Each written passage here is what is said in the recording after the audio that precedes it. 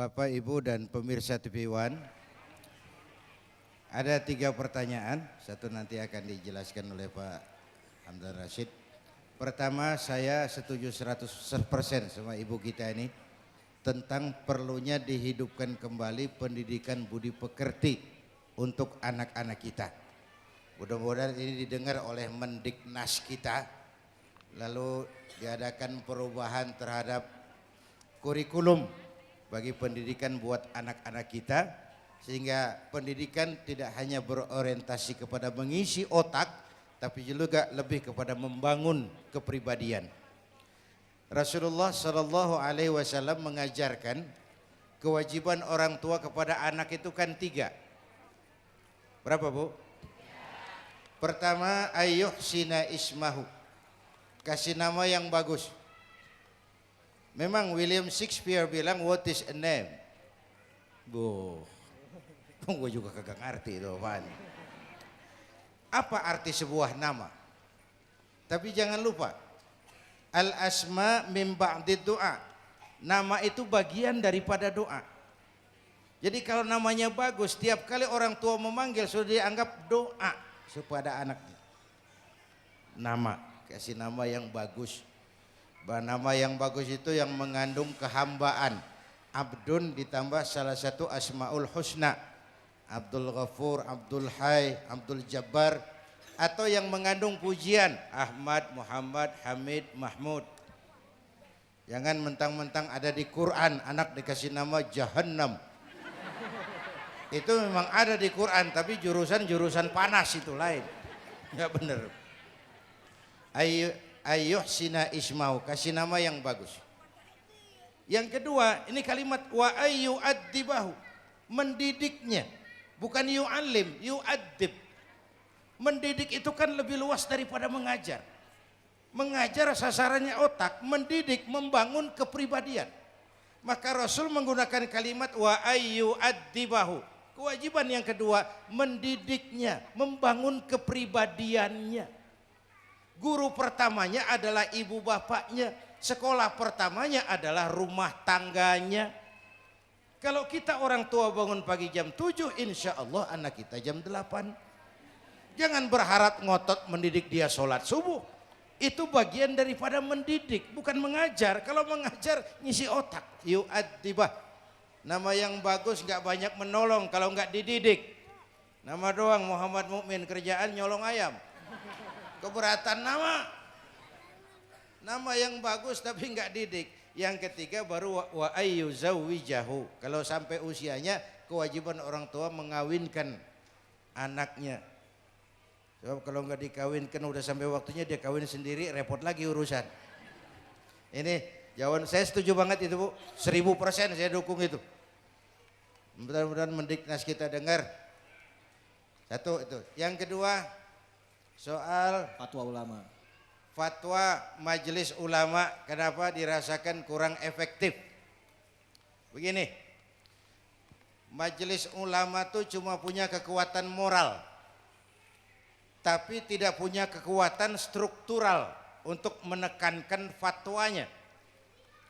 Maka diperlukan di sini hubungan yang baik antara ulama dengan umaro. Hubungan yang bukan sekedar seremonial, bukan sekedar hubungan silaturahmi hahehe, tapi hubungan yang esensial. Bagaimana pemerintah tiap mengambil keputusan mengajak ulama, bagaimana majelis ulama mengeluarkan fatwa didukung oleh umaroknya. Kerjasama ulama dengan umarok bisa efektif. Tapi kalau masing-masing berjalan, ya nggak ketemu. Itu kekuatan moral, diperlukan kekuatan struktural untuk menekankan fatwa itu. Nanti barulah kita ustadz-ustadz yang di kampung yang ngajar itu menjadi ujung tombak dari pelaksanaan fatwa itu sendiri. Tapi nampaknya Pak Hamdan Rashid, kalau kita lihat ini masih banyak harapan umat kepada MUI ke depan. Asal lebih peka terhadap masalah yang berkembang di masyarakat dan fatwanya ya ke bawah juga, ke atas juga. Artinya buat masyarakat awam juga, buat yang elit-elit juga. Oke, maksudnya nih jadi keputusan atau fatwa ulama ini harus didukung oleh presiden, oleh Pak SBY gitu. Dalam artian sebagai garda terdepan nih, Pak. Oleh Umaro itu aja dah. Oh. Kita jangan nyebut orang, ntar Oh. kena masalah. Oh. Karena hanya presiden. Oleh Umaro. Oh iya iya iya. Ulama dan umaro harus kerjasama. Ya, ya. Ulama dengan kekuatan moral, ulama dengan kekuatan struktural. Oh, Kan ya. yang punya perabotan kan umaro. Iya. Maksud pemerintah gitu, kepala pemerintah gitu Pak Kiai. Termasuk. Ya, Nah, hanya Pak Kiai kan nanya jawaban- boleh. Jawaban kedua. Ya silakan Pak Kiai. Yang ketiga mengharukan sekali.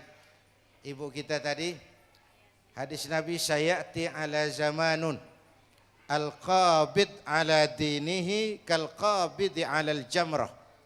Akan datang satu masa di tengah umatku di mana orang yang teguh memegang agama kayak megang bara di tangan. Dipegang tangan terbakar, dilepas bara terbuang.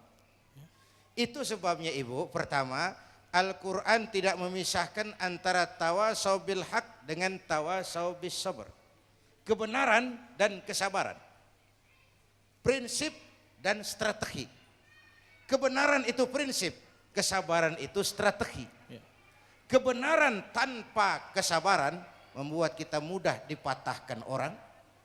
Kesabaran tanpa kebenaran membuat kita diinjak terus oleh yang lain. Strategi. Maju kena Pak, mundur kena, terus miring. Miring.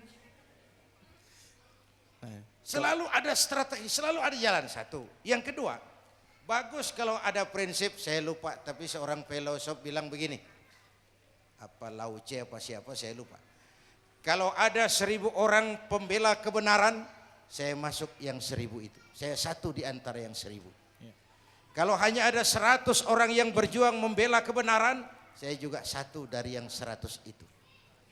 Kalau hanya ada 10 orang yang berjuang membela kebenaran, saya juga satu dari yang 10 itu. Kalau hanya satu yang berjuang membela kebenaran, sayalah yang satu itu. Sampai tetes darah paling penghabisan.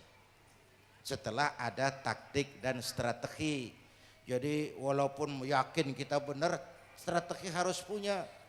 Allahu Akbar, bener, semangat. Tapi kalau ada kebo gila, minggir dulu. Ya, pakai strategi. Jangan Allahu Akbar, kebo kecil. Jangan minggir meremek Pak. Nah, kebo gila dilayanin. Jadi berani perlu, nekat jangan. Ya. Berkorban siap, konyol nanti dulu. Baik. Jelas Ya. ini? Saya kira itu. Jangan pisahkan antara tawasau bil haq dengan tawasau bis sabr.